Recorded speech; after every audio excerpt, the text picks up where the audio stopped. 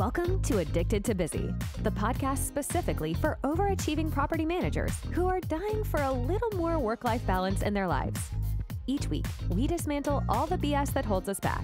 You'll learn how to nix those tricky, self-sabotaging habits so that you have the time, energy, and motivation to create what you really want in life. If you're looking to shift from overcommitted to overjoyed, this is the podcast for you. Let's do this. Now, your host, Anna Haviliana. Hello, and welcome back to Addicted to Busy. So I have to tell you that I have been feeling so overwhelmed, but in a really good way. When I started Addicted to Busy, I wanted to do something where the tools that I teach in the course could be accessible to anyone in a self-study kind of format for free. And when I first started the podcast, not many people were opting in to get their hands on the journal questions. And I was really starting to wonder if they were even helpful or useful in any way, and if I should keep, putting the effort into creating them. But over the last few weeks, there have been so many more people who have downloaded the journal guide and who have shared how it's helping them. And I love teaching people about the value of journaling and doing thought work and how it can really improve our experience of the world and help us reach new goals. And it's also just fun to have some memorabilia of your past life as well. It's super humbling and a real honor to hear that managers are starting to connect with themselves better and getting to know themselves more intimately. And it feels really good to be able to pay it forward in the way that many of my coaches, teachers, therapists, and mentors have done for me. I wanted to make sure that I shared a response I once heard. I was telling a mentor how much they had helped me and thanked them for everything that they did for me. And instead of saying, "You're welcome," I remember they told me, "Anna, I didn't do shit. I just asked you a bunch of questions that you answered for yourself. You did all of the work. You did this." And I still think that she did a lot for me. And I think that she was really able to hold space for me and all of my flaws and not make them a problem. And that was instrumental to my growth.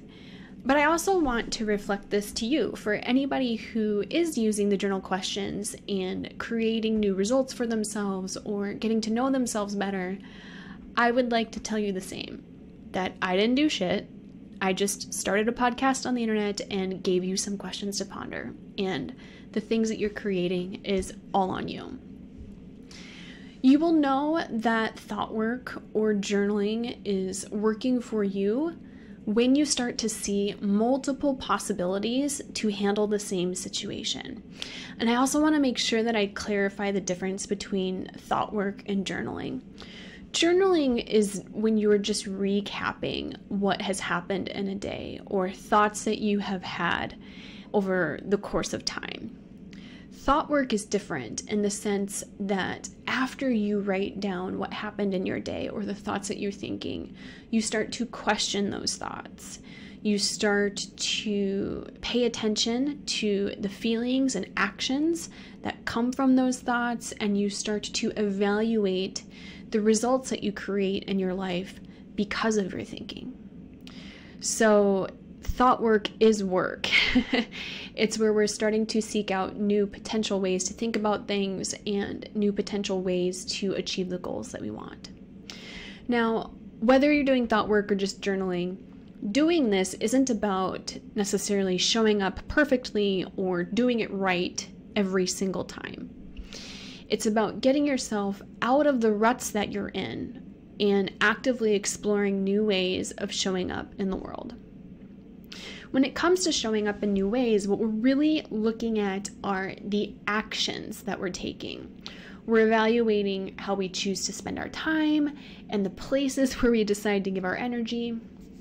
And what's important to note is that our actions are driven by emotions.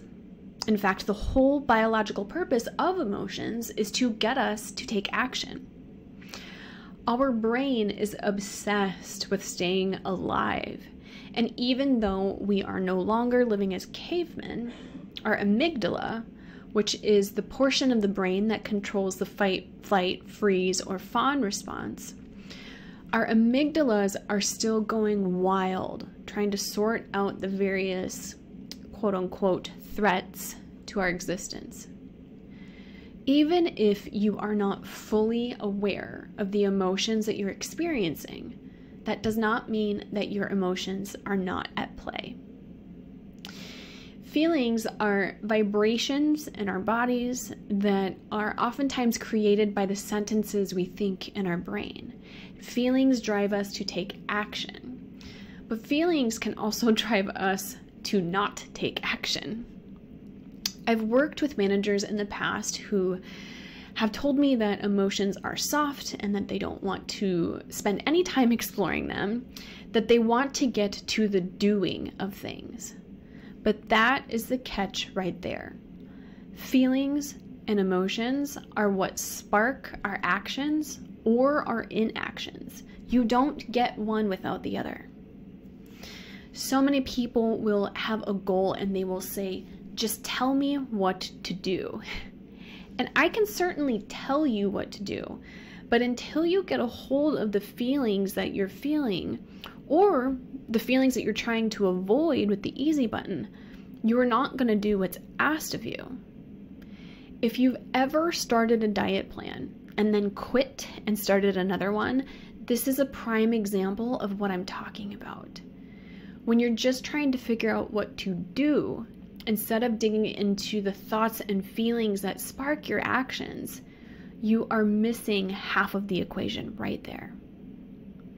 If you recall from episodes number 3 and number 13, our brain has 3 main goals. It wants to seek pleasure, avoid pain, and then be efficient. And this is what we call the motivational triad. The problem with this is that it is remarkably easy these days to efficiently get pleasure and avoid pain. All you have to do is open up your phone and start scrolling, or turn on Netflix and tune out for a moment, or hop in your car and go through the drive-thru and get a Frappuccino. There's nothing wrong with these actions, but unfortunately too much of these, and you'll be sitting in more pain than you started with. What we need to start to do is reverse the motivational triad. We need to reverse the triangle. We have to delay gratification, sit with discomfort, and then maximize our effort, or said another way, slow down our thinking. Again, just because you're not always aware of the feelings that are driving your actions does not mean that they are not at play. So when we think about reversing that motivational triad, part of slowing down will be identifying the feelings that you have. There is this false belief that emotions hold you back, but the whole purpose of emotion is to drive our actions. Understanding your emotions is a powerful skill, and your level of understanding of your own emotions can either hinder you or it can propel you forward. Unfortunately, there is a stigma in the corporate world that implies that emotions and the expression of them is weak or unattractive. This stigma, alongside all of the other stigmas that accompany mental health, can often prevent people from taking steps that would allow them to become more in tune with their inner experience. Let me be very clear here. When I say understanding your emotions, I do not mean reacting to your emotions or being emotional. Understanding your emotions means that you know their purpose and you know how to effectively channel emotion in positive ways. It also means that you're open to actually feeling emotions and that you know how to withstand discomfort without reacting or trying to hit the easy button to make that feeling go away. When managers fear getting close to, or if they fear attempting to understand their emotions, they oftentimes put themselves at a higher risk of being snappy or overreactive. all in all, I think we have to be much more transparent and forgiving that overreactions happen. I get so frustrated when I hear a group of employees gossiping about another manager's reaction to something or how they handled something, as if we aren't all human. We all overreact, and anyone who dares to say they don't is likely very out of touch with themselves. Now, being transparent about overreactions and about feelings doesn't necessarily mean that we condone that behavior. Accepting and anticipating that overreactions happen doesn't mean that we're all just going to go around being snarky and rude to each other and then just say, oops, just another overreaction, haha. That's not the point here. An overreaction is often an internal signal to you that there's something that you're not addressing. An overreaction is often a result of suppressed emotions or because we feel threatened in some way. Like I said, we all overreact from time to time. But a common response that I see from property managers is that rather than addressing the overreaction or apologizing, either to the other person or yourself, instead, I'll watch managers just work harder and longer, as if they had to make up for it. Or, on the flip side, sometimes they'll just withdraw and become less engaged with their teams because they're feeling embarrassed. Now, this isn't to say that there is a right or a wrong way to handle an overreaction, but I do think that there is always a space to learn from them, to listen to them. In the Addicted to Busy group program, it's actually anticipated that at some point, you're gonna have an overreaction of some kind. And when that happens, we do what's called an overreaction recap, where we evaluate what went down and come up with some alternative ways to handle it in the future. There is a whole segment in the program on this. And by simply taking time to ask ourselves, what could I have done here instead? What we do is we start creating new options for our brains to consider the next time we find ourselves being close to losing our temper. Because let's be honest, this industry is brutal and there will be a next time when you're about to lose it. A little bit of self-reflection is going to allow you to create a backup plan. Remember, like I said earlier, you will know that thought work or journaling is working for you when you can start to see multiple possibilities for how to handle a situation. So, why might it be useful to know a little bit about emotions? I always think of the scene in the movie The Waterboy. And for those of you who haven't seen it, watching that movie is not a requirement to understand this concept. The Waterboy is an Adam Sandler movie from the 90s, and it's about a water boy who actually finds out he's amazing at football, but he's not necessarily the greatest student. And there's this scene where Bobby Boucher, the main character, is in an animal biology class, and the professor asks, why are alligators abnormally aggressive?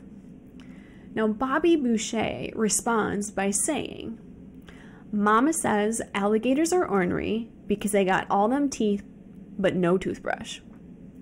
Now, the class laughs at him, and a different student explains that alligators are aggressive because their medulla oblongata is enlarged, and the medulla oblongata is a section of the brain that controls aggressive behavior.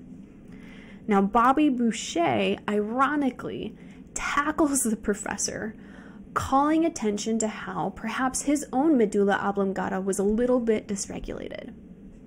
Now, if you forgot this section of the movie or if you've never seen it, I actually linked up a clip in the show notes. It's not necessary to watch, but it's definitely a trip down memory lane. Knowing more about emotions and how they work can help you regulate them in high-stress situations. For example, if you start to feel your toddler brain getting worked up and aggressive, your boss brain can step in and say, hey, this is just your medulla oblongata getting the best of you. Now, I'm partially kidding. It's not a requirement that you know all of the sections of your brain and what they're responsible for, but more often than not, your boss brain, your prefrontal cortex, it can interrupt your thought pattern before you take an action that you might regret later. I'll give you an example of this. Anytime that I felt anxious in an owner's meeting, I would typically take the action of over-talking. I'll never forget, there was a meeting I had with my manager and the asset manager of one of the properties I was managing, and we were reviewing some CapEx projects and some renovations that we had done, and we were looking to see if the renovations that we had done were going to get the market rents that we were hoping to acquire. And the asset manager sat there very silently, which freaked me out. And so, of course, I started talking, which was not helpful. The asset manager was trying to think and trying to look over the report. But that was my nervous system response to just feeling anxious in a meeting. Now, I compare this to a few years later. Completely different client. I remember we were going on a site walk with the asset manager and a potential investor. And we were in the due diligence process of helping this client purchase a building, and they needed the investor's financing in order to secure the deal. And I witnessed myself feeling that anxiety again, and I felt that twinge to start over talking again. And I remember my brain kicked in and said, oh my gosh, Anna, this is just anxiety. This is just the feeling and sensation of anxiety. This is just your nervous system kicking in. Because of that, I didn't overtalk. I showed up differently. And in my opinion, the way I showed up was actually more professional. And the only thing that changed there was that I just had a better understanding of emotions and how they work. That's it. As I mentioned, your feelings do not hold you back. In fact, they drive you forward. But that's only if you understand how they work and how they reside in your body and what your typical actions are from certain emotions.